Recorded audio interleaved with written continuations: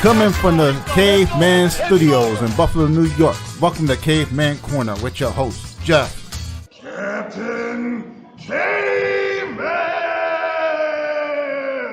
Thanks. Click subscribe and the bell. Do it now!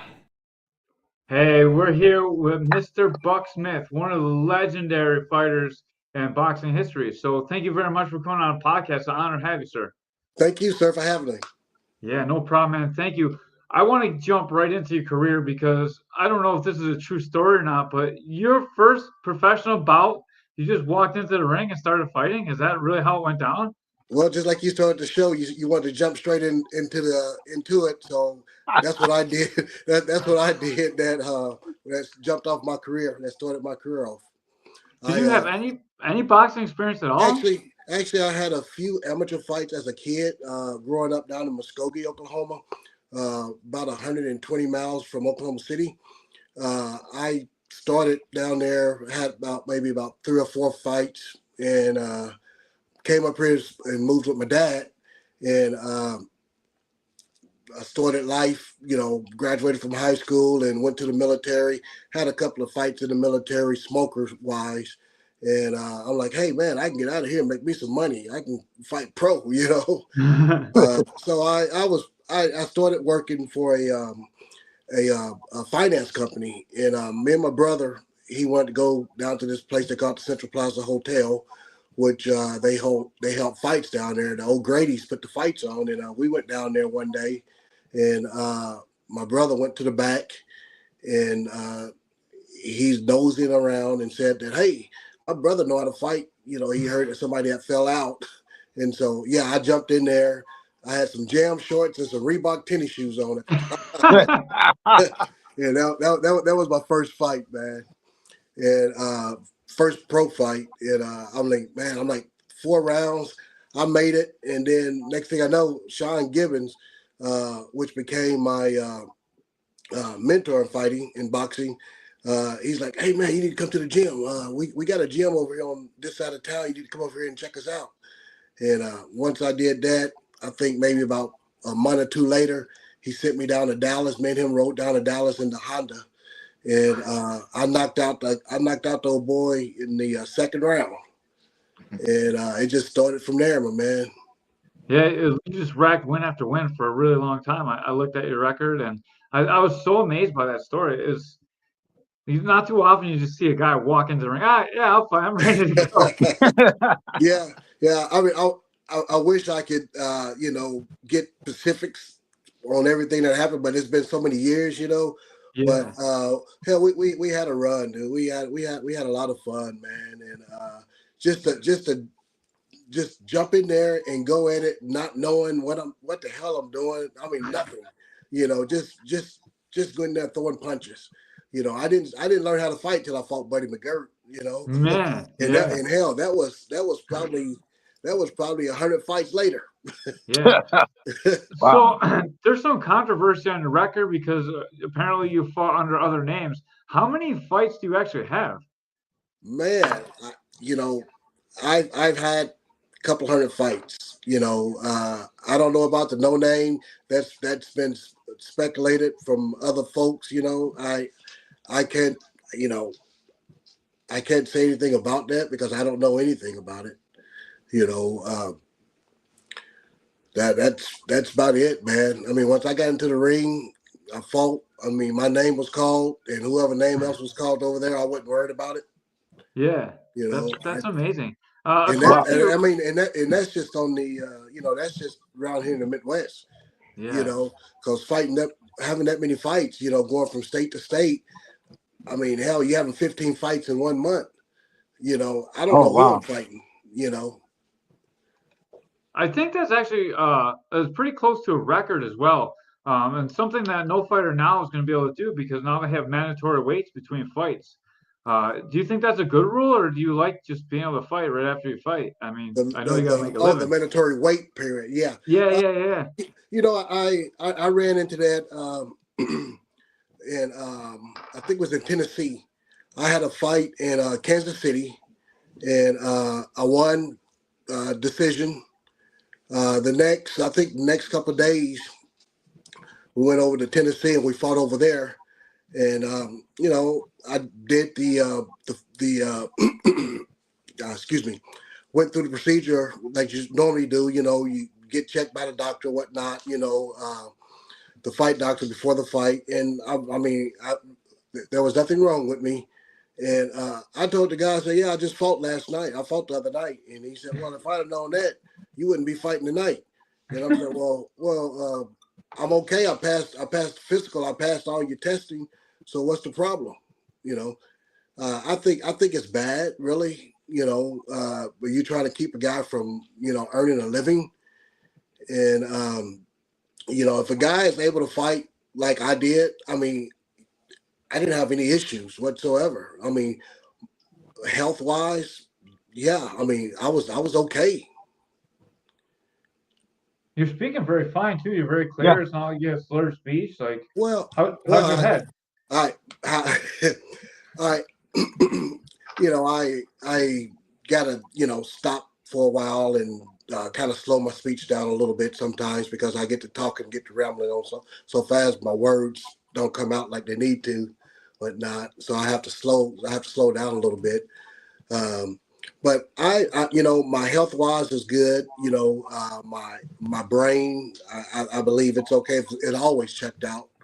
Uh, what I did, I kept myself in pretty good condition. That's the key, is staying active. If you're not fighting, you still got to stay active. You got to do something.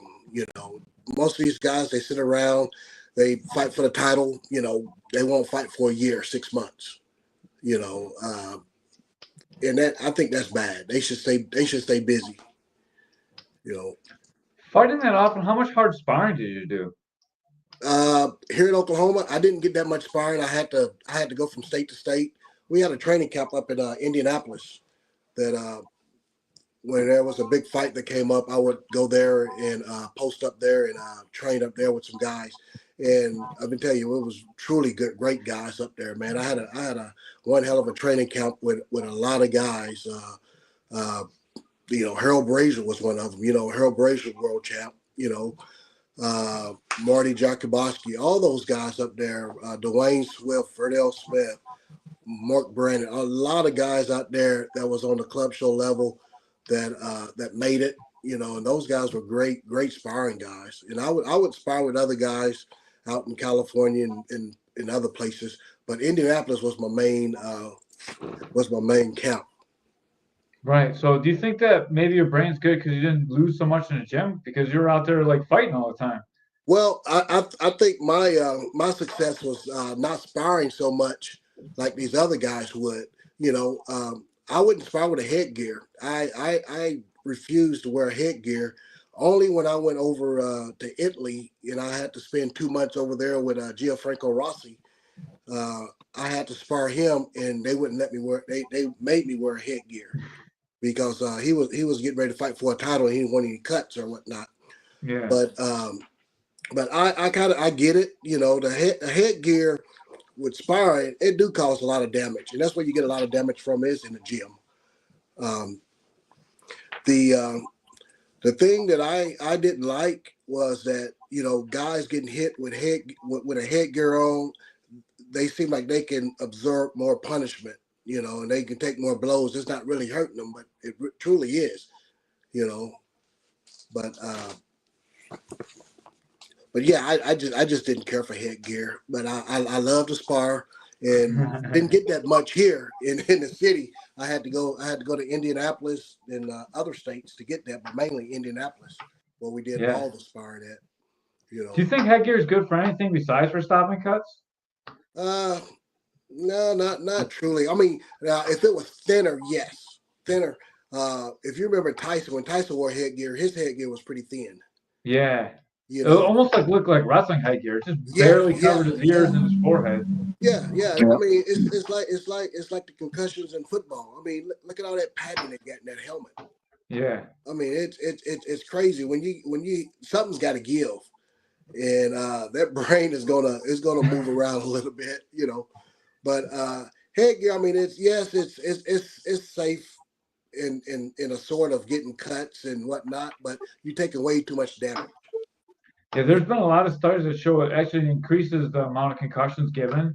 It's actually a wider frame to hit, and they're really talking about changing the headgear like really small or eliminating it entirely from amateurs. I think that would be a good move. Yeah. Oh yeah. No doubt. No doubt. I would recommend them go with a thinner headgear. I mean, real thin. You know, because that would benefit the fighter a lot more. It'll give him some longevity into the sport. I mean, I think it helped me a lot. I mean, I refuse to wear that damn headgear, man. I mean, I just didn't care for it at all, man. I mean, it was a bitch, dude. I mean, it felt like I was just caged in. You had this big ass headgear around your face, man, and it's like I can't see. You know. Yeah, it mess with your vision. Yeah, it does, man. And see, the thing about it is that I'm not going to fight like that. I'm not going to fight like that, you know. So the headgear, it something needs to be done about that, really. I mean, look at those guys in cage fighting. I mean, shit. I mean, those guys ain't got no headgear on. You know, they don't train with headgear on, do they? No, I don't think so. When they do really hard sparring, sometimes if they got a fight coming up, they'll have the guy they're sparring will wear headgear so they don't get cut. Oh, okay. But they don't usually wear headgear themselves. Like there's a lot more headbutting because they wrestle too. So sometimes they have like the really small headgear too. Oh, okay. But like it's not for the guy fighting, so he doesn't get cut generally. Oh, okay. Yeah. When you put headgear on Ray, dude, he immediately starts sweating too. He profusely starts sweating everywhere. Right. You like wearing headgear when you spar? I don't like it. It blocks my vision. I'm like, oh. Oh yeah. That sucks when you can't see where the punch is coming from. I mean, some of these guys. I mean, you get some of these world class champs that was out there in these world class, training camps where these guys they do recommend that that the sparring guys do wear headgears, and I get it. You know, I had to wear one, like I said, over in Italy with that old boy, and I hated it. I didn't like it, but I had to. You know, but it's just not. It didn't suit me. I put it like that. It just didn't suit me for it. You know, my main goal was run every day, even after I fight. Whether I won or lost, I still got up and ran the next day. I still got up and did my road work, man. And I didn't have no skills whatsoever. You know, I had to develop those on the way. You know, and the thing that gave me the endurance, the stamina, was running every 5 miles every day. That's what I get up and I go run that 5 miles, man, and I try to knock it out under 35 minutes every single day. But of course, you know, when it came fight time, or I would cut it back. I would start doing 5, 4, 3, 2, 1, and 1, 2, 3, 4, 5. I would always, you know, I wouldn't run. I wasn't a racehorse, so I wasn't running that hard all the damn time. You know, so I knew when to cut it off and when to kick it back up. Yeah. Apparently, it worked really well. You even had 2 fights in one night. Can you walk me through that night? I don't think I've ever talked to anyone that had 2 fights in 2 different venues in one night. Dude, that was a bitch. If you mind me, no, you can cuss all you want, sir. But hey, man, that was something that I never dreamed of it, and I don't know if my handlers had it planned. I don't know what the deal was. All I knew was, hey, man, Buck, you got to fight in Kansas City, and you got to fight here. No, not Kansas City. I'm sorry, Wichita. It was Wichita, Kansas. So you got to fight in Wichita, and you got to fight here in Oklahoma City tonight. So what we're gonna do? We're gonna do this. You're gonna fight the first fight in Wichita, then you're gonna come back here and fight the main event in Oklahoma City. And so, man, we got there in Wichita, and we had that first fight. And I can't remember what it was. I stopped him in a second or third round, maybe. I'm not for sure. But we jumped in the van, and I still had on my shorts, my shoes, and I took my hand wraps off and stuff. They cut my wraps and stuff off. And it was, I think it was, an hour, 45 minutes, 2 hours to get back here. And when we got back, I guess the announcer, they were talking by cell phone, and they were talking to the announcer and letting the announcer know that, hey, we're 15 miles out. He's coming, and the announcer would relate that back to the crowd, to the audience. And so once we got in, I got checked out by the doc, went in there, and man, I can't remember what happened actually. I can't. I think I went the distance. I probably ended up stopping him, I guess. I think I thought like what I read, it said that you went the distance, but I don't know for sure you won a decision. But who knows? That's such a crazy day. Man, It just says you won all the rounds. It doesn't say the decision. I was maybe stopped in the last round. I don't yeah, actually know. yeah. Looking at it right now. I don't recall, man. I haven't looked at my record in years, dude. I There's like just haven't a looked lot at of green for the wins. There's a lot of wins on your record. it. It is. It is. And at the end, it's a lot of losses. That's the way the game works, man. Like Hey, no one ever goes out a winner. it is. They don't. Well, I rephrase that. I think I did go out as a winner. I may on record wise, it showed that I had my last 20 losses, but that was my decision. But I think I went out as a winner because I have accomplished a lot of goals in boxing that no other person has done, and I broke a lot of records, and I'm very pleased with that, man. I think at the end of the day, if you leave boxing and you have a home and a life and you can speak fluently and you can live your life and you're not broken and destroyed, you came out a victor, man. And Yeah, this is doing all that fighting, all that training. I didn't realize I had a heart condition. no way. Yeah, I didn't realize that, man. I'm sitting here, man. I'm like, what? I'm out in the back hitting golf balls, and I'm like, what the fuck is happening? I said, I normally stay out there an hour, 2 hours hitting balls, and man, I hit about 2 or 3 balls, and all of a sudden, I'm like, I can't breathe, and so I walk back to the house, and I tell my wife, I'm like, and I'm only about maybe 50 yards from the house hitting balls, and I tell my wife, I said, something's wrong. I said, we gotta go to the hospital. I said, I don't feel right, man. I had a blockage in my main widowmaker. My widowmaker was 99.9. And he's like, man, how in the fuck are you walking around here, dude? You should be dead, man. So they put me on the table the next day. And put a stent in me. So, but I'm like, man, I didn't realize I had some type of condition going on like that. It just hit me all of a sudden. Man, that's rough. Yeah, Especially like you in such good shape. Good, like all that running paid off in the long run too. I mean, can you imagine if you're in bad shape?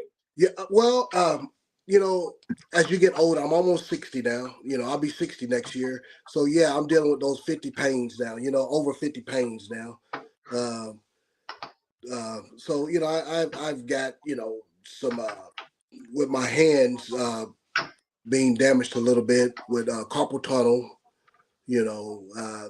My right hand, I broke my right hand maybe 5 to 7 times, and my left hand 3 times throughout my fighting career. And they mess with me a little bit every once in a while. But other than that, man, I feel good. I get up every day, and I play golf as much as I can. I still go down to the gym and help out with some of the kids a little bit, man. And other than that, I feel fine. But like you said, I've truly been blessed. No, Sophie, you got to go over there, Sophie. No, that's my dog. Yeah, the dog made the podcast. That's awesome, Yeah. man. We love dogs. That's so cool. Come on, get up here. All right. Yeah. But no, man. I tell you that 2 fights in one night, it was remarkable. it was truly remarkable. When we were still on the podcast, we're like, we're having a true Caveman's Corner guy. He fought twice in one night, just like those old MMA guys. Except the old MMA guys just got to do it in one arena. They didn't have to drive 2.5 hours to go to the next place. That's so crazy.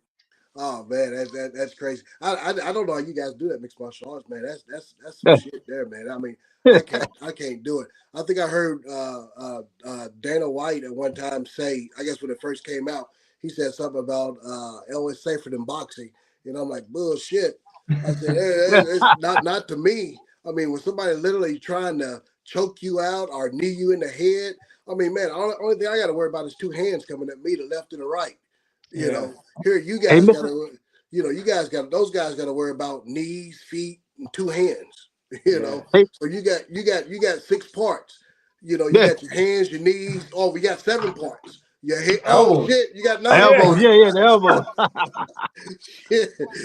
See, I can't deal with that, man.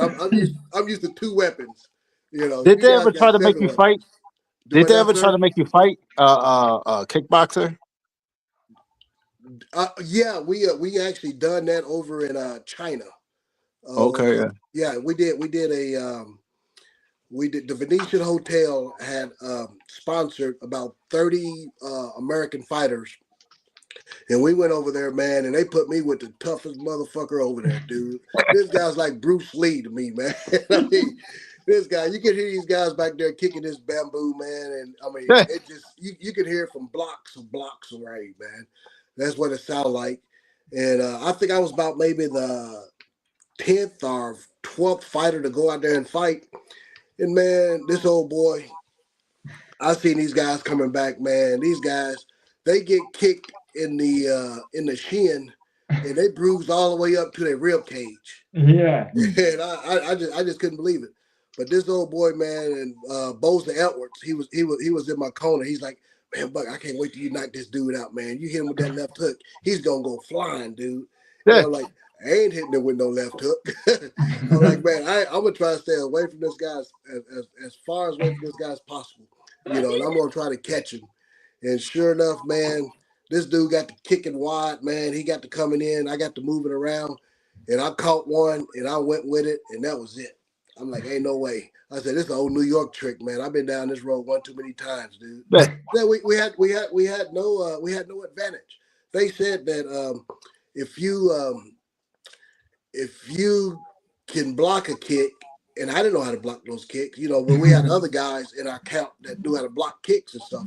So I didn't know how to block kicks. I just block this kick, and then you got the right to throw him down. Now, truly, you had full gloves on. These guys had full gloves on.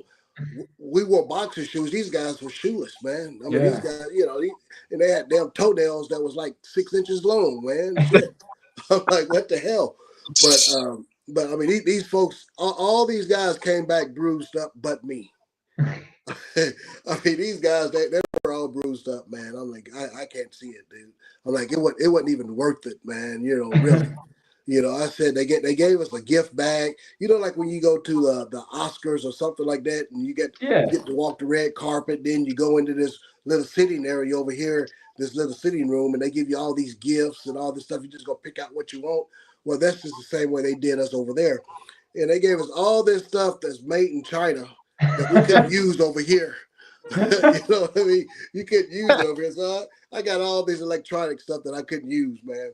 It was pretty cool though. I mean, I got to give to those old boys. They do put up a hell of a fight though. They really do, man. Yeah, James Toney, man, UFC, and then Muhammad Ali fought a kickboxer. So there's a lot of there's a big draw to get good boxers in to prove like that the other arts aren't great. Well, you know, they always want to beat the boxer. James Toney and Ali and all those guys are way tougher than I am, man. You know, especially James Toney, dude. What did he? I think he only made it like a minute. And he got choked out by Randy Couture. Like it was. Yeah. Well, see, I can't do that, man. You know, you put your hands around my nose. I mean, you put your hands around my throat, dude. I'm putting a knife to your neck. You know? I gotta have something in my back pocket, man. I just can't do it, dude. While you choking me out, I'm trying to get in my back pocket. It's so crazy that you think MMA is tougher. I've experienced MMA. Obviously, I boxed at a level that's much lower than your level. You know, I competed professionally in mixed martial arts and Muay Thai, and I never fought professionally in boxing. But man, the boxers are something special. Hey, Caveman. Ray Mercer knocked out Tim Sylvia. Yeah, and like 22 seconds too, one shot. Yep. Yeah, Tim Sylvia thought he was a man. Yeah. Boxing, boxing is totally different, from all these other sports, all these other competitive sports. Which boxing, you have to. I mean, of course, you are thinking of mixed martial arts and karate and jujitsu and all these other competitive sports like that. You are thinking a lot, but I think boxing puts it to the side to where it's like a chess match. You got to make that guy move where you want him to. And Mayweather does that so beautifully. He makes those guys move to where he wants them to move to where he can hit them at. And a lot of these guys out there that was great champions that are still great champions, and mostly every single fighter out there tries to imitate that, tries to do that. They try to do that.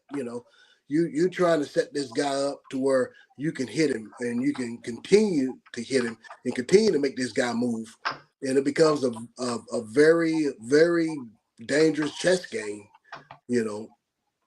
because if you go out there trying to look for the knockout, you're going to get knocked out.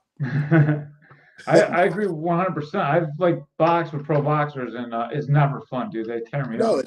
yeah, It's such a different sport. There's so much skill. Yeah. I have so much respect for anyone that can do it. Man, Yeah, I learned a lot. I tell learned a you, lot from sparring. when I thought I knew how to fight, I thought I thought I knew how to fight, leading up to Buddy McGirt. When I fought Buddy McGirt after the fight was over with, he said, "Hey Buck, man," he said, "I want to thank you, man." I said, "For what, man? You beat me, man. You won." He said, "No, man, I want to thank you for making me feel at home." And I said, "What do you mean, man? We're not in New York. I'm not in Oklahoma. We're here in Louisiana. We're down here in New Orleans, man." I said, "We both are not from here." And he said, "Man, you made me feel at home. You didn't talk trash to me. You didn't say you gonna whoop my ass, blah, blah, this and that. You made me feel at home, man. And I want to thank you for that." And I said, "All right, man, that's cool." I said, "I want to thank you." He said, "For what?" I said, "For teaching me how to box." I said, "Man, I hit you one time, and I couldn't hit you again. I couldn't catch you no more, man." He said, "Yeah, we talked to Mark Breland." No. I'm sorry. That's a different story there on Mark Breland. He said, "Yeah, man." He said, you just you have power, dude. And I caught it one time, and I just wanted to taste it and see what it was going to feel like, and I knew what I had to do was get on my bike, And he basically taught me how to box that night, 10 rounds. He won a 10-round decision. Like you said, you have a bunch of notable fights. You fought Julio Chavez, Cesar Chavez. You fought a whole bunch of men. You have records that no one else is going to have. Do you think you should be in a boxing Hall of Fame? We were having this discussion earlier, and we're more than 50% that you should be in the boxing Hall of Fame. Yeah. Well, Like I should, I should be there, but that's up to the committee, to the guys that's on the board for that organization there. I'm not going to cry about it if I don't make it. I'm pleased with where I'm at now. It would be an honor. I think it would complete the journey. But if it doesn't happen, my journey will still be completed on the upside. I truly believe that if I'm not there, it's because of some of the speculation that went on with my record. Maybe saying that I fought people that was what do they call it? Just used different names and did this and that. I don't know. I don't get it. If that's one thing that's going to hold me back. What about those guys when those guys back in the day in the 40s and the 30s, in the 50s, when they fought guys 4 or 5 times a time? You know what I mean? Yeah, that happens now all the time as well. It's even in like 2024 that's still happening. You still see guys that have like 4 or 5 fights with the same guy. Yeah. It's part of it. Do you think another part of it is you were like a lot of your career? It seemed like you're trained pretty independently. Do you think maybe you didn't do enough with the politics of boxing? Because it's kind of like yeah, it's always about it's everything's political. Yeah. Everything's political, man. I'm not gonna rub elbows with no one. Those guys, excuse me. If those guys want to give me something that I rightfully earn, that's good.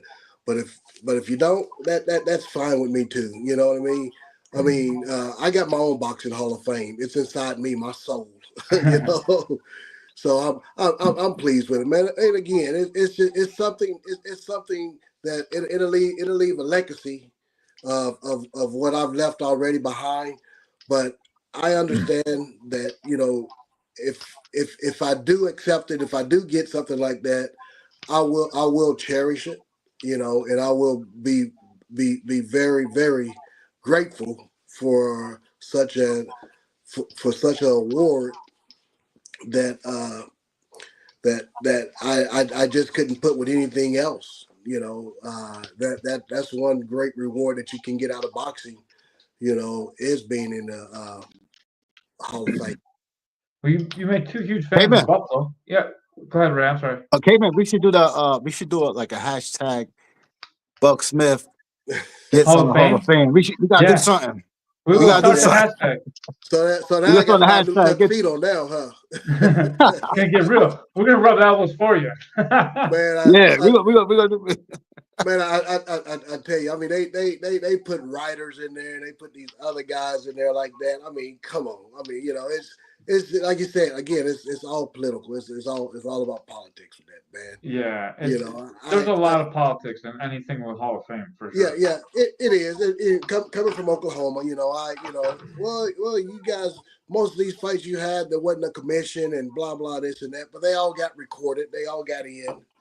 It's just blah blah blah this and that. Hey, I've proven myself in the ring. I've all the doubters that thought I couldn't do it, I done it. I've done some things in that fight game. Who had 106 straight wins? It's documented. Someone's close, but I think I'm like fourth on the all-time knockout list. 121 recorded. I'm looking at your record right now. 100, 121 knockouts, 182 wins, 228 fights. Like, good, man. put a lot of time in, dude. There's not too many people with a resume like that. Man, that is, dude.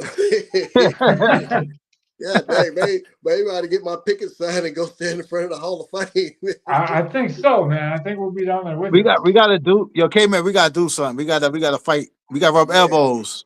But I tell you, man, I tell you, if it had not been for all the states that I went and fought in, I tried to make friends with everyone. I tried to please every single crowd that I went to, man.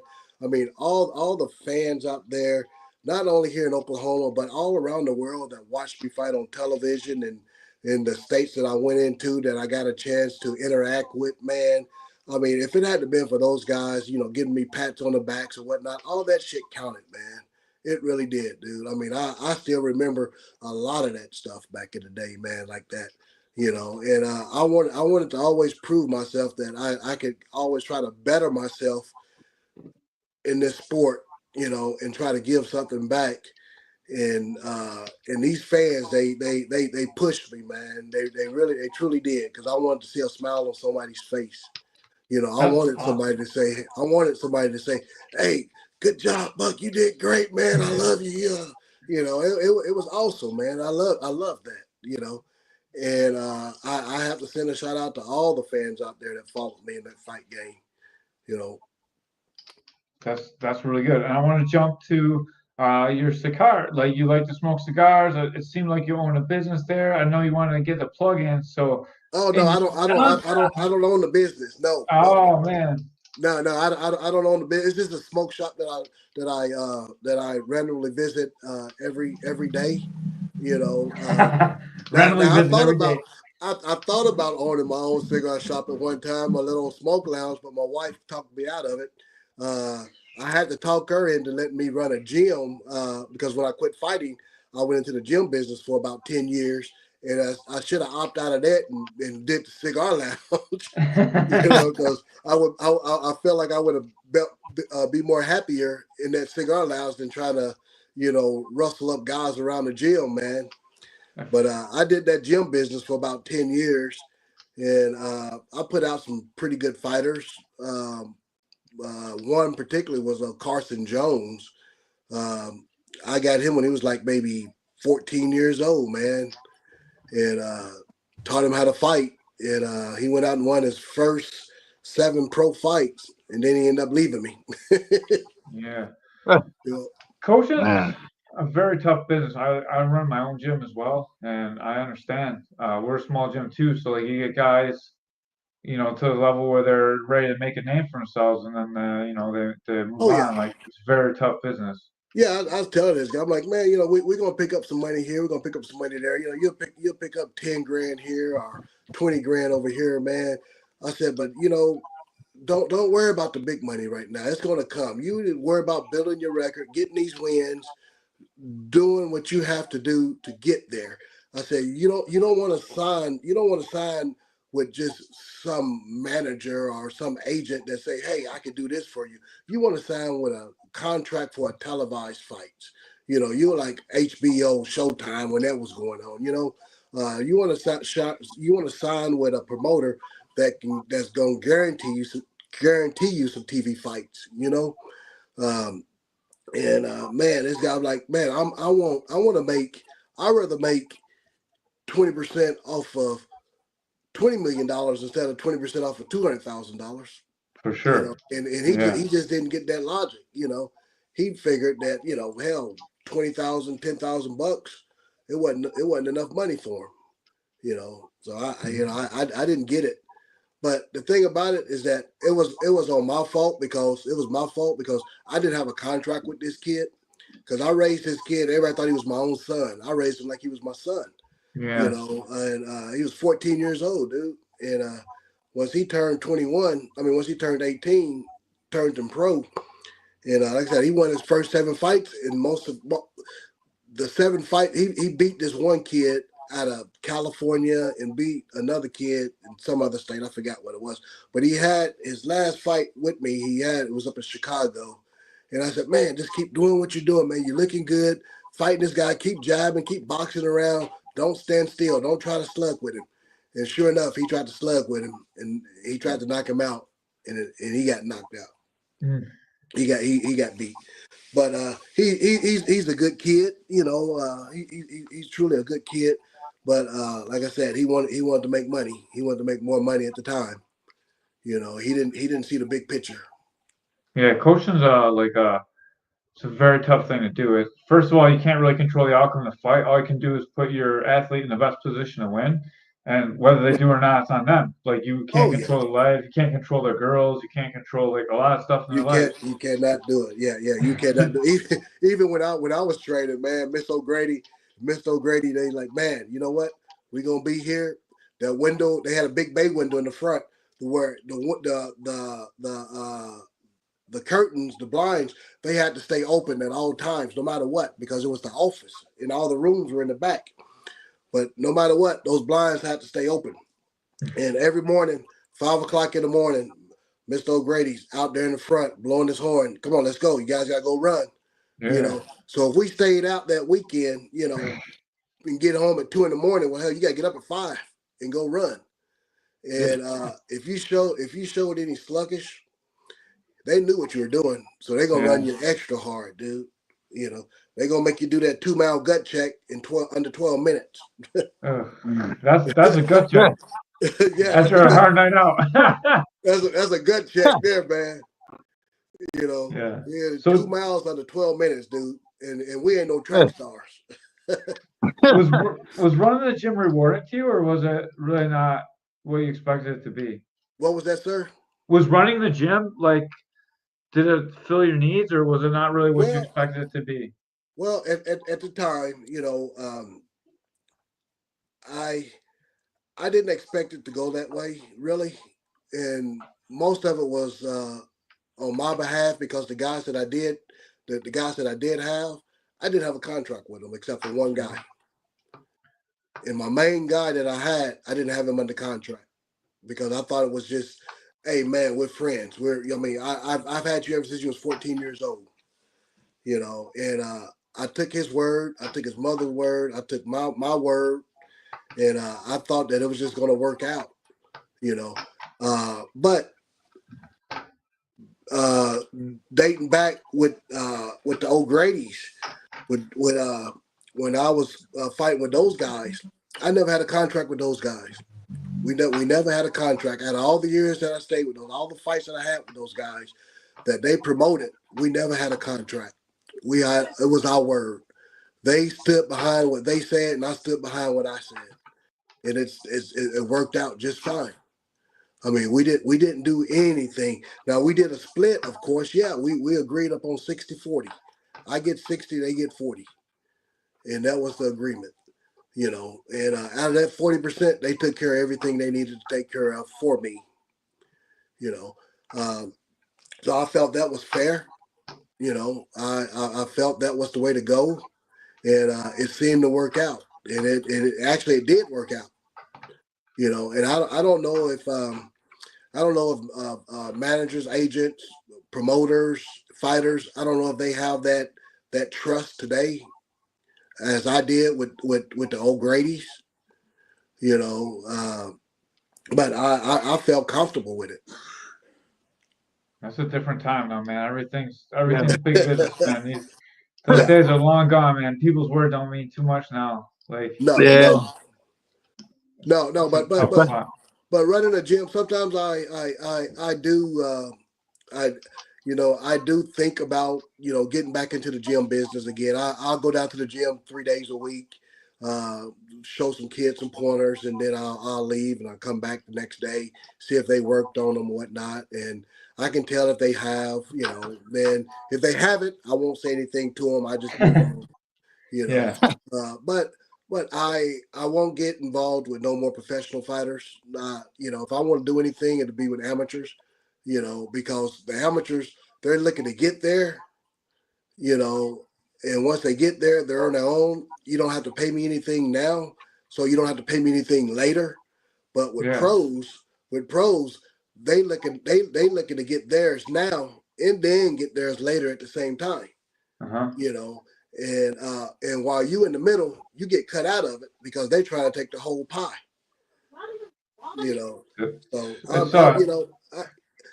not a lot of don't love know. for coaches. Not a lot of love for the coaches, man. Like, No, it's it's the not. toughest sport there is. It is truly it is, man. I mean, you put in your time. You're sitting there holding pads for these guys. You opening the gym. You got man. I got shit. I'm giving these guys. I'm taking food off my table to feed somebody else, and they don't even appreciate it. So I'm like, man, I'm like, screw this. So I'm gonna shut it down. You know. Yeah. And The so shoulders from holding pads. I hated to do that, but still, though, I mean, it's just something I had to do. Do I want to keep the gym? I keep my wife. You know. Yeah. Yeah. I know that feeling, man. I know that one. It's always a tough. Like, it's so much time. People don't realize like how much time coaches spend. Like, not only do they game plan, they open a gym, they clean the gym, they Oh work with you, they make sure you're eating right, they chase you around, they deal with like all your problems because fighters always got problems, man. It yeah, doesn't they matter. they do they do. I mean, the guy that runs the amateur gym over there now, man. I mean, he's there day in and day out. He even have a 9-to-5 job, man. Yeah. He has a job. And then after he gets off work, he goes over and open the gym up, clean it up, just like you mentioned. He does Yeah. everything. Then he has to go home to his wife. Now he get to see spend 2 hours with his wife, then go to bed, then get up and Yeah. do the same thing over And miss again. all his family for it too. Like, it's tough. You Yeah, gotta make yeah, up with it your wife is. when you go home. She be mad. It is, man. Some of these, fighters, they have to understand that, man. These coaches, and they got a life too, man, and they want to be easy too. They want to have an easy life too, man. We all want an easy life, but these guys, they just got to understand these coaches got a life too, man. But boxing is a life also if you step into there, and you have to put up with it, but you have to limit your time to that sport daily as okay. Well, I'm going to be here for 3 hours. That's it, dude. That's it. Don't contact me afterwards, or don't contact me before it. You know what time the gym opens. You know what time the gym closes. You know, leave all your personal shit at home. You know, don't bring that attitude to the gym. You Yeah. know, leave that shit there because we're working on something here going forward. This has nothing to do with your with your personal life. This has something to do with your career life in boxing. You know, and you going forward. So if you want to leave all that shit behind and drop your bag here in the gym, let's get it going. I You know? love that. Yep. If you had one thing to say to like an aspiring amateur boxer wants to turn into a professional career, what would you tell him? Man, I would tell him first off is that get yourself in the best conditioning that you possibly can. You know, get that stamina up and that endurance up. Feel good about yourself.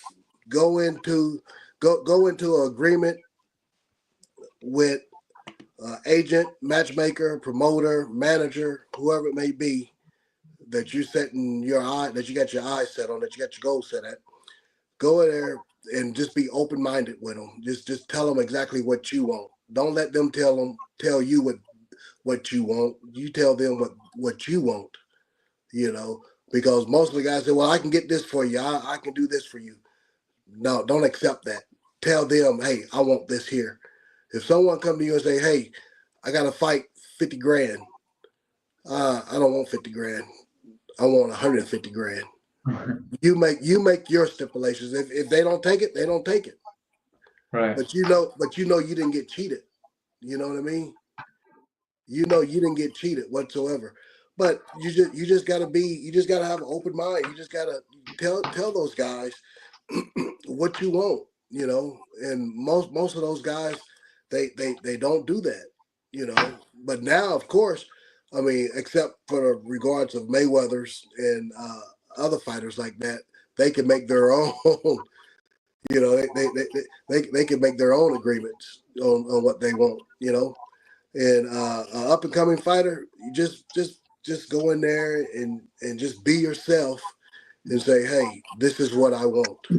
This is what I expect for you guys to help me with, you know. And if you can help me with that, and then if you come along with something, you have a great idea and it's going to work, I'm going to try it. I'm going to do it also to show you that I can give also.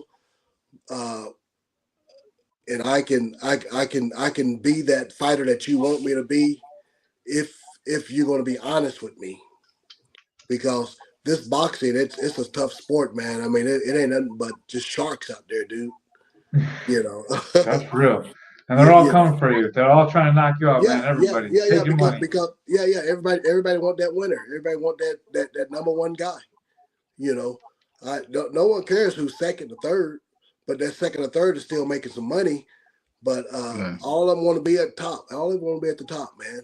You know, with me, I just wanted to be there. I just wanted to be there, man. And like I said, the O'Grady's they gave me a spot. I was able to get there.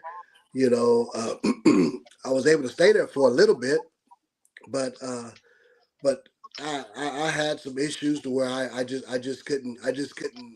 have that killer instinct like some of these guys do out there, man. You know, I get in that fight, I just couldn't get there. You know, and when I did, always something came up. You know, I fought Kevin Pompey up in Catskill, New York. Oh no, Troy, New York. I'm sorry. Fought Pompey up in Troy, New York, and it was for the USBA title. Uh, and I went to that fight knowing that I had this guy. I knew I was going to get him. You know, and I broke my left hand in the 5th round, and I broke my right hand in the 10th, and I lost a 12-round decision.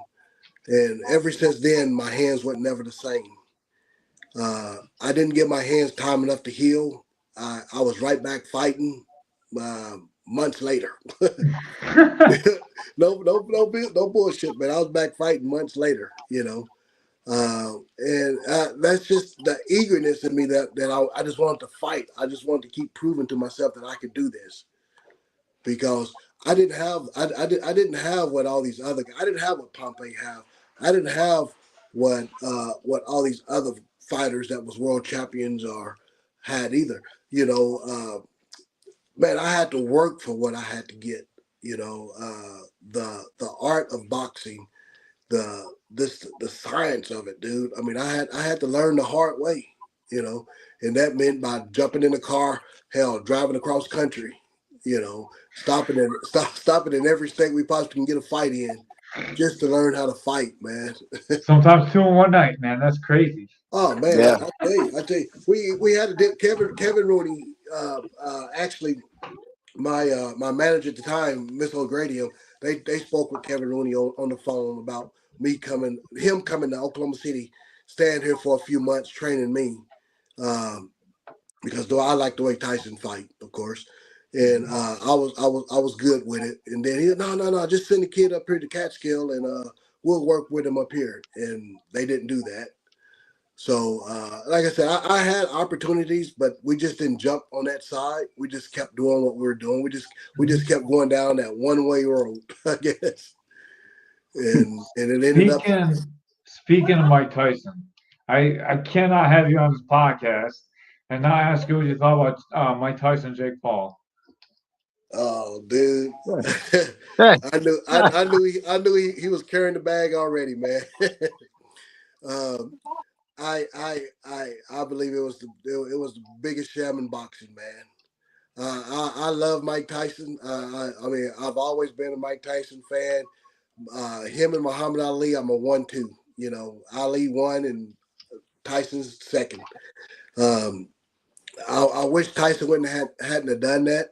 You know, uh, but I mean, you see the training videos that Tyson did, and then you Yeah, see him that fight night. Totally different. It was a totally difference. But again, I guess it was written in the agreement with Tyson that he was only allowed to throw so many punches or whatnot. What type of punches? You know, I don't know, but I don't know I don't know if I just can't say if he was there. He wasn't there to me. yeah. I heard that if he knocked Jake Paul out in the first 4 rounds, he got like $10 million less. Yeah. I don't know. I mean, and that's just hearsay with me. Yeah, same for me. I don't know for sure, You know, but to you me, it know. looked like he either wasn't fighting or he was like very injured. Like Yeah. He seemed like he had something going on, and I just I mean I had guys that I was hanging around with. They're like, what do you think? Is Tyson gonna get him? Is Jake Paul gonna get? I said, man, Tyson gonna knock his ass out third round. I said, Tyson gonna play with him for a minute, and Tyson's gonna get him. You know, it is the other way around. Tyson just looked like he looked like an old fighter. yeah, You know, he just looked like he shouldn't have been in there. The training video showed differently. You know, I Yeah. I and agree. of course you get 55, 60 years old. I mean, hell, at 60, I still think I could do it. You know what I mean? But then I get in there and I mess around with some of these kids at the gym. I don't have it anymore. Yeah. You know, You always feel like you have it. I'm 48 and I'm training guys that are 20, and like there's a huge world of difference between when I was like 32 and now. Like it's huge. Like just cutting angle, like everything's different, man. Like just everything's touch low. My mind's working the same, but the body doesn't follow it. yeah. You can think it, but you can't throw Yeah. it. You I was like, know. oh, that was there. 10 years ago, I hit that. But Tyson's gonna do very well. He's always done well for himself. You know, Yeah. Tyson is one of the greatest fighters out there, man. And I have nothing bad to say about what Tyson done. You know, I just wish he wouldn't have done that. You know, but that's coming from me. You know, Jake Paul, piss on Paul. you know, it's crazy because you could do this, Jake Paul, if you want to help somebody else out instead of giving these guys out cash. Like, I mean, you taking all this loot, taking all this money. I said, why don't you set it up to where you got other fighters fighting other fighters, true pro fighters that need money, that need Yeah. that. You know, hell, you could do something. You could do something to help these retired fighters that don't have anything. You know, I mean, shit, help these guys out. You know, you can do something. You know, But I mean, hell, I wish I had it like that to where I could give back to a lot of fighters that's been out there that hasn't been as fortunate as me. You know, um, to have good health. Um, but I don't know. Some of these fighters, I used to when I was promoting fights here in Oklahoma City because I did promote about 20 fights here. I had guys call me up, man. They slurring and barely can speak, want me to put them on a fight card. And I'm Yeah. like, man, I can't do that, dude. I said, there's no way I can do that, man.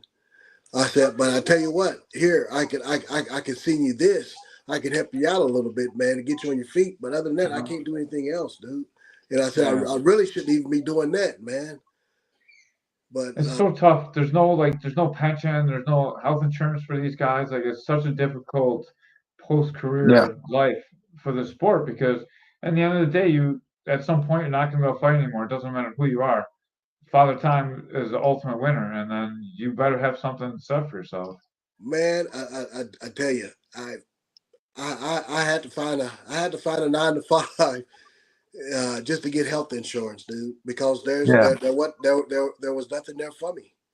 I mean, all the money that you made in boxing, I mean, and if you're gonna blow that on health care, I mean, you're gonna be broke before you know it.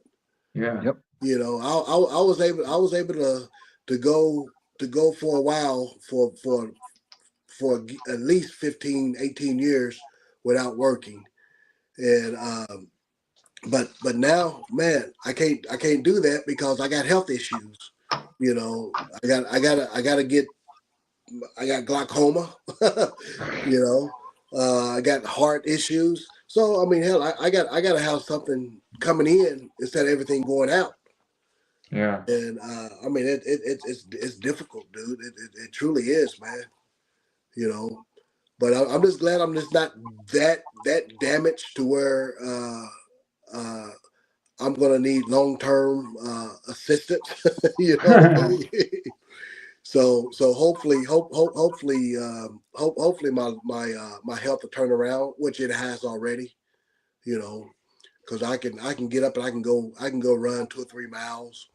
Uh, I can go to the gym, hang out, work on the bags for a little bit, help the kids out for a couple of hours, and I'm good. Then I go back right smoking my cigar. You know what I mean? Nice. So and of course when I play golf, I walk. The majority of the time I do walk. Um, but I'm smoking my cigars, hitting the golf ball, and I try to do that every single day. But man, my health is good. Good. My health is great. Um, I better slow down because I want to jinx myself. Man, it's great to hear you. It's great to see that you're healthy. Like whenever we get a guy that's got like 200 fights, it's always like, man, I hope this guy's okay when you talk to him. Like, because you don't know, like, you know what you talk about during your career, but then you get man, Yeah. them on and like they're different. man, I get my words. Sometimes they stumble up on each other, man, and I can't get the right word out. Sometimes I gotta think. But I'm there. I'm good. I'm happy at where I'm at right now, man. I'm truly am. The game, the boxing life, it's been good to me. I got more out of it than what I put in it. I truly did. Like I said, I got to meet guys like you. You know, other guys around the world, other fans. That I got a chance to encounter. And have conversation with, man, and all about the fight game. Yeah, but of course I made friends. And I felt good about it. Now when I walk around here and guys that, hey man, you fought Chavez or you fought this guy here, man. All right, can I get your autograph? Can I get this here? I'm like, yeah, man, yeah, you can get it, dude. It's all good, But I don't turn away. I don't shy from those guys. I always want to try to inspire some other one that truly looked at me as a fighter that they would want to have something like that, a picture or something. For sure, man. And uh, it's an honor for us to have these old fighters like yourself on, Yeah. Hall of Fame level boxers. Yep. Like people forget. And it's always an honor for us to have everyone on that, like 10 years ago, 15 years ago, everyone knows who you are. Like you're away from the sport for a little bit and like people forget, man, but the real fans don't forget. And sometimes it's just nice to be reminded like people still love and admire and respect everything they did during your career. And we thank you so much for coming on, man. Over 100 wins, 2 fights in one night, hundreds of KOs. Like you can't have a better resume than you do. Hey man, I'm gonna suck all that up, dude. And like you said, I got one hell of a resume, man. It should get me a boxing job anywhere in the United States, right? with 100%, man. Like with that it's with that with that like resume. when But Ray but said we got you on, dude, I was like, oh my god, we got Buck Smith. How did you get Buck Smith? Like, dude, it's so crazy. Like, I hey, really appreciate you I, coming on, man. I'm kind of a quiet person here, man. The wife, she doesn't like all the show. You know what I mean? She didn't want me doing this. You know, Oh, she don't like me being. She just don't like. She likes a quiet life, mhm. quiet life. Which I married a good woman that kept me away from all that shit. You know what I mean? That's Yeah. why it took so long to get you on here, right? Yeah, exactly. Yeah, yeah, so it's like some of these guys they still want to live that limelight and shit. You know what I mean? They still think they got it. They still think they're out there. But with me, yeah, I live boxing. I love boxing. It's truly been good to me. Like I said, I met some wonderful people in the game, and man, I just want to thank everyone for being there for me in the sport. You know, and especially you guys for having me on here. It's a pleasure. I haven't done. This is my first time ever doing a podcast. So Really? yeah, Oh man. I'm a little nervous. You know what I mean? It's like my first fight, man. Hey, I gotta go pee first. I mean, Yeah. I'm that nervous, man. No big deal, dude. You did awesome. And like the thing is like most of the people that do podcasts just do it because they love it. They're not Oh like yeah, out to like throw people under the bus or like make right, make the right. fighters look bad, dude. And like it's such an honor to be able to have a wide range of guests on. We had James Tony on and like we Yep. had you on like legends of boxing, legends of Yeah, and we yeah, have a lot yeah, more MMA guys on, but like yeah. even just Well, getting boxing legends on is amazing But too. yeah, we've been having some good boxers. We had James Tony, Jesse James Lehigh. We had him on. We had a few boxers for sure. okay, okay. We I we even may get have bare knuckle. We get bare knuckle bare fighters too. knuckle. He's And like, there's some none of other that. guys. Hey, Ha! you ought to try to have Harold Brazier. Harold Brazier. Look into Harold Brazier. He's up in South Bend, Indiana. Okay. He has a remarkable story. He's a great guy. He's one of the guys. Now, me and Harold Brazier, we did the last 15 rounder. That was documented. It was a no decision, no contest. And about the 12th round, 13th round, I felt like shit, and he kept going. I tell you, he wouldn't let up, dude. We did the last 15 rounder in the fight game. Do you think it was a good decision to go from 15 to 12, or do you Man, like the longer I fights? I wish it would go back to 15. Because it showed it showed it truly did show, dude. It truly did. If you didn't train for it, you wasn't gonna make it. And those guys back in those days, back in the 70s, or what was it, late 80s or the early 80s when they changed to Yeah. the early 80s. Um, man, these guys they can't make it. They wouldn't make it, man. Those guys were just they just trained differently. I mean, Mhm. everything was different back then. I guess you're talking what 30 years ago. You know, Man, it seems so like it was yesterday. It seems like the 80s are like forever ago now. It's so long. 40 years ago, man. I mean, 15 rounders. I mean, it really showed. I mean, it really did. I mean, guys can go in the gym and they can go, oh, I sparred 15 rounds. I sparred 12 rounds. That ain't shit, dude. You go try to fight 15 rounds. Yeah. And it's gonna prove to you to where you need to be at, it's gonna show you where you need to be at, man. And those guys back then, when those guys were training, I believe those guys were truly running. I mean, you didn't have all this fucking Bally's gym and shit Yeah. like that, and these guys pushing weights with with what do they call it with all the sled, the the sleds, the waist stretch sled. bands and all that bullshit, man. Yeah. You know, no one was doing all this shit back then, man. Those guys back in the day was chopping trees and running, you know. Yeah. You But can see the difference in the body styles too. You know, you can tell that there's so much more muscle mass in the fighters now. You can tell they're not built to fight the same amount of time. no, because I mean, hell, most of them got what 1% water weight in them. You know, Yeah. they're all down to 1% or some shit. You know, and that's why they get dehydrated so damn quick, man. Mm-hmm. I mean, shit, these some bitches they want to drain all their fucking fluids out for some reason, and when it's time to go fight, then they truly get injured. Then I mean, it's not one time I had to freaking cut weight. No, I take that back. I had to cut weight one time, and that was Kirkland Lang. I fought Kirkland Lang over in Europe, over in England, and it was on a 10-day notice. Me and Sean were out in California for the New Year, and we got the call, and they asked if we wanted to fight, and I said, yeah, I'll accept it. You know, so the next day we hopped on a plane, flew over to England, and hell, I was overweight, and I had to lose like 10 pounds. And man, I was drained, dude. I mean, I was sweating bullets, man. And this motherfucker didn't even show up for the weigh-in. You know? But bless his soul, old man. I think he's dead now, I believe. But man, this old boy, I mean, he Did was you win a going at title it. in that fight? Do I now? Did you win a title in that fight? No, sir. No, sir. It was a non-title fight with Kirkland Lang. He had just beat Roberto Duran a couple of fights before that, I believe. And we got there, man, and the referee was like, well, Buck, if you don't start fighting, we're going to stop the fight. I'm going to stop the fight. And it was like the beginning of the 7th round. And I said, well, why are you going to do that? And this is what I told the ref. I said, why you going to do that? I said, I'm getting ready to knock this guy out.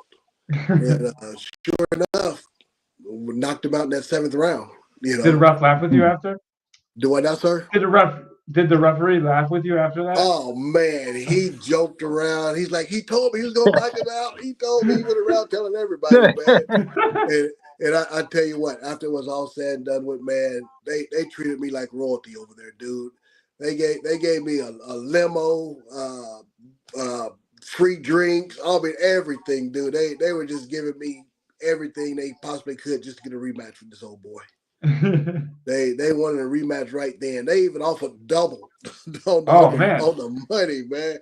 They were just going all out, man. And me and Sean, it was just us two, just me and him there, man. You know, and it was a blast. It truly was, man. Awesome, man. That's a great story to end on. I think we'll cut it right here. Okay. Thank you All right, cool. so much for your time. Hey, I appreciate being on Caveman Show, guys. I really do, my man. And we probably have to do this some other time again. Heck yeah, man. You got anything to plug anytime, you're more than welcome to come on our show. We'd love to have you on, especially now that you're an experienced podcaster. Oh yeah. Man, I'm not experienced. I'm trying to get there, man. I'm gonna tell you, man, that was bothering me for a while there, man. I'm like, why is this damn thing muted, man? Yeah. You know? So I gotta check my phone out. I never have it on mute. I never have it on silent. I never. Yeah.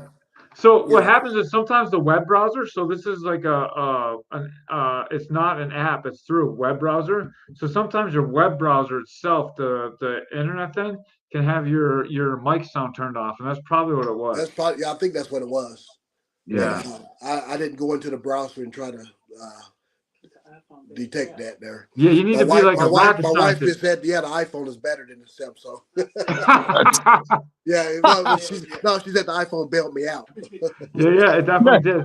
It's awesome that you guys are married and you have such a lasting relationship. Hey. I wanted to cut it out because I didn't want to go over an hour and 10 minutes, but I actually have to ask you this question.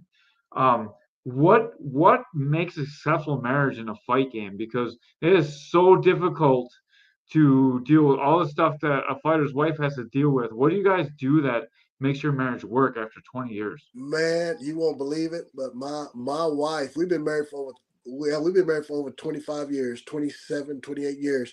But my wife is she loves sports, dude. She loves sports, and guess what? She doesn't like boxing. she doesn't like boxing, but I think that's what drove me to having a gym and promoting these shows. Because I told her, I said, honey, just give me 5 years. Give me 5 years in this. Let me do this. Let me show you that I can do this.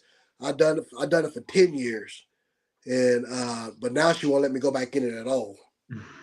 So and I'm on that side with her. I'm on that side with her. So that kind of keeps the peace. So as long as I can sit there and watch the Steelers with her, because she's a Steeler fan. Yeah. If I can sit there and watch the Steelers with her, it makes it more comfortable. Well, I'm sorry the Bills are going to have to win this year, but I know it. I know. but yeah, she will not. She just don't like the fights. Even when I was promoting the fights, she never did watch the fights. She always ran the ticket counter. Her and my daughter, they always took care of the money, of course, like women do. You know what I mean? Yeah, that's the important part. You gotta have someone to trust. They know how to do that. But yeah, she's just a wife that's been there for me when I needed her, when I didn't need her, and she's gonna continue to do that because I'm gonna continue to be there for her. And we have this lasting relationship that's been going on for over 30 years. We've been married 20 something years, and I think we're gonna be headed for another 20. Heck yeah, man. I love this woman, man. I mean, I wouldn't do anything whatsoever. Heck, man, I just this woman she means the world to me, man. She truly do. She truly means the world to me.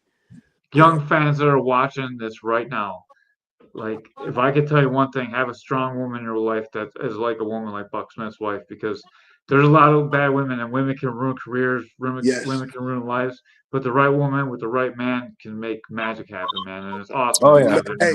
Hey, my woman, she didn't worry about no money whatsoever. She didn't even ask. She didn't when we got married, and I'll let you guys go after this. When I proposed to marry her, she said, first off, before you get married, before I say yes, I want to see your tax returns from last year. Yeah. This lady, she's got a college degree in business. And she's like, let me see your tax returns. And she said, you mean to tell me you made this amount of money in 6 months? Where's it at?